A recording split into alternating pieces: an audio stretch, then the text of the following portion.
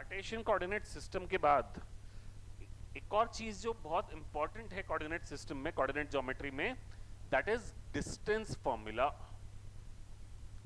तो जैसे हम समझते हैं कि भाई कोऑर्डिनेट सिस्टम काय के लिए दिया गया है, क्यों दिया गया है? It is used to define the location of a point. मैंने अगर बोल दिया कि भाई इस कोऑर्डिनेट सिस्टम में इस पॉइंट 2,3, तो मैंने क्या किया, उस पॉइंट की लोकेशन को पिन पॉइंट कर दिया, बता दिया आपको कि ये उसकी लोकेशन है। अब अगर मैं बोलूं कि मैंने आपको दो पॉइंट्स दे दिए, कौन से दो पॉइंट्स दिए मैंने आपको?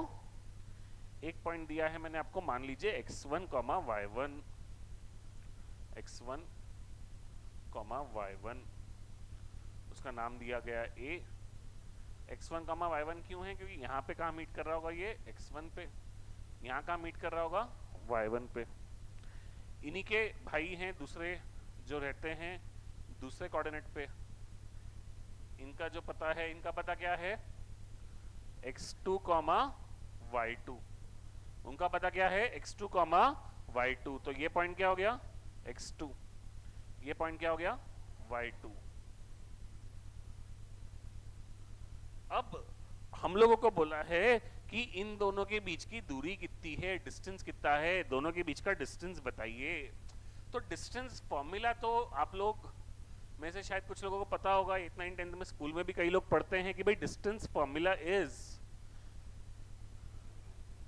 नहीं, हम कोऑर्डिनेट्स के बीच में का डिस्टेंस पूछ रहे हैं, तो वो डिस्टेंस फॉर्मूला होता है x2 माइनस x1 का whole square plus y2 minus y1 का होल स्क्वायर।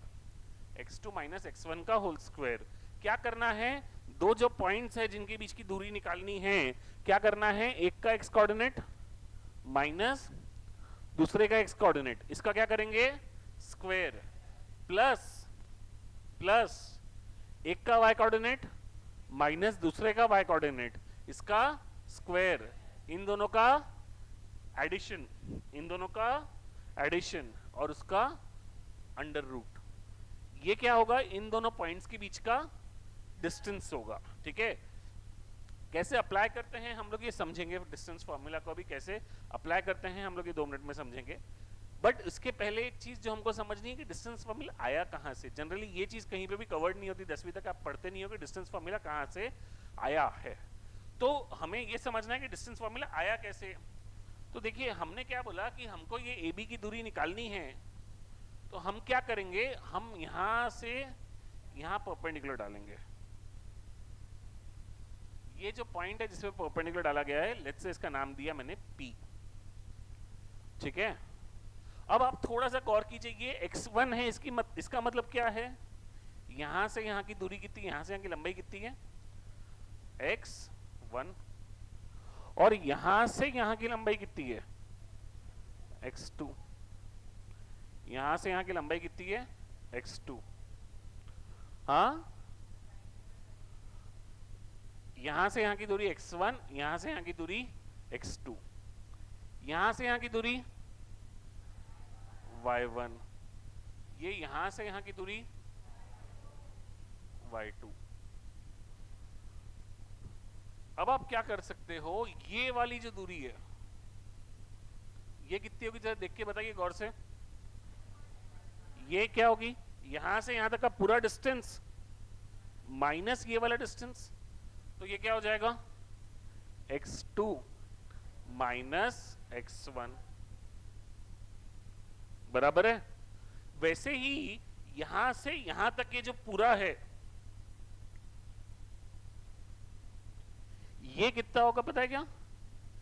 तो B से नीचे तक के पूरा कितना होगा? y2। B से नीचे तक ये पूरा कितना है? y2। तो ये पूरा y2, उसमें से ये कितना है?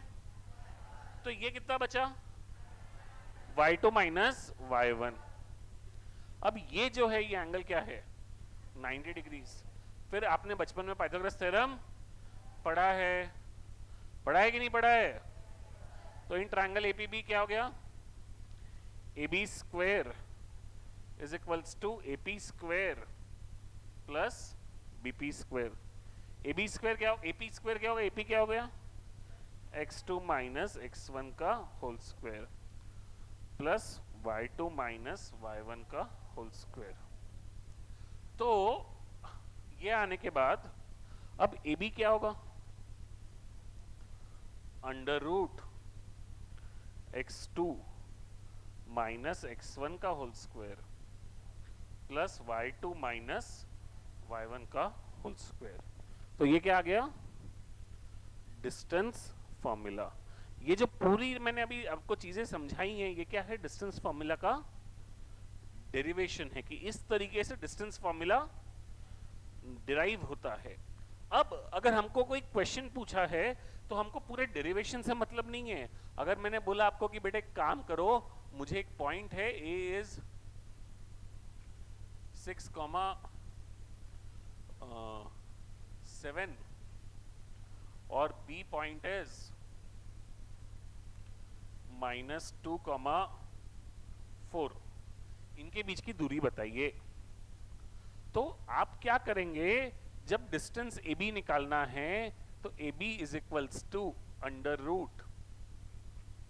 अब क्या करो, कोई एक पॉइंट को x1 y1 मान लो, दूसरे पॉइंट को x2 y2 मान लो, किसी को भी मान सकते हो आप, कोई जरूरी नहीं है कि किसको पहला बोलना है, किसको x1 y1 बोलना है, किसको x2 y2 बोलना है, कुछ कंपलसरी नहीं है। आपने मान लो डिसाइड किया कि भाई इसको x1 y1 बोलेंगे, इसको x2 y2 बोलेंगे।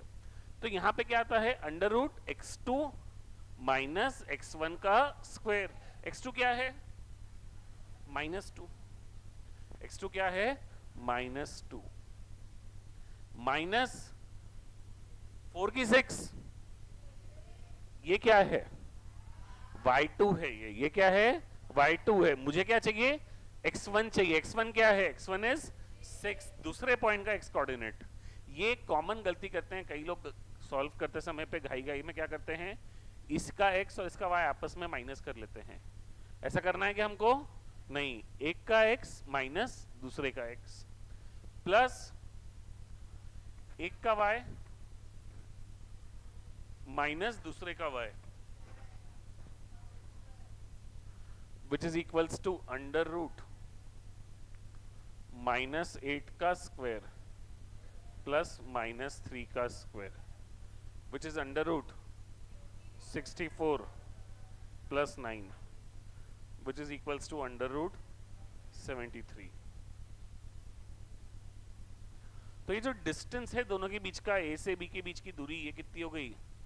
Under root 73। ठीक है, ए बी के बीच का डिस्टेंस क्या हो गया? Under root 73।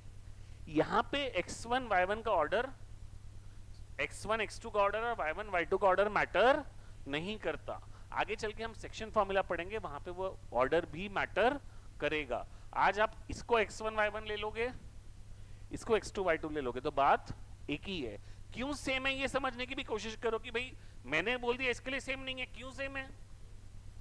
अगर मैं, आप सोच के देखिए, इतना अगर आप मैथ सोच पाएंगे तो देखिए कि ये x2 माइनस x1 का स्क्वायर है। अगर मैंने इसको x1 माइनस x2 का स्क्वायर लिखा तो क्या बात एक ही है क्या? आप एक्सपांशन सोच के देखो, इसका एक्सपांशन क्या होगा? x1 square minus 2x1 x2 plus x2 square. इसका एक्सपांशन क्या होगा? x2 माइनस x1 के होल स्क्वायर का x2 square minus 2x1 x2 plus x1 square. आप देखेंगे तो ये टर्म और वो टर्म क्या है? बिल्कुल सेम है। इसके लिए जब डिस्टेंस फॉर्मूला यूज करते हैं तब ऑर्डर इंपॉर्टेंट नहीं है, बट आगे चल के सेक्शन फॉर्मूला पढ़ेंगे तो ऑर्डर भी इंपॉर्टेंट हो जाएगा। इसके लिए हमको क्या करना है? आदत वैसे ही डालनी है कि भाई इसको x1 माना तो इसको y1 बोलेंगे और इसको x2 बोलेंगे और ये y2। कल जाके आपने बोला नहीं सर मेरे को इसको x1 मानना है, तो ये क्या हो गया? y1, ये x2 हो गया तो ये y2। तो आप पहले से ही आदत डालेंगे तो आप फटाफट डिस्टेंस फॉर्मूला से सॉल्व कर पाएंगे। क्लियर है सबको? चलिए, ग्रेट।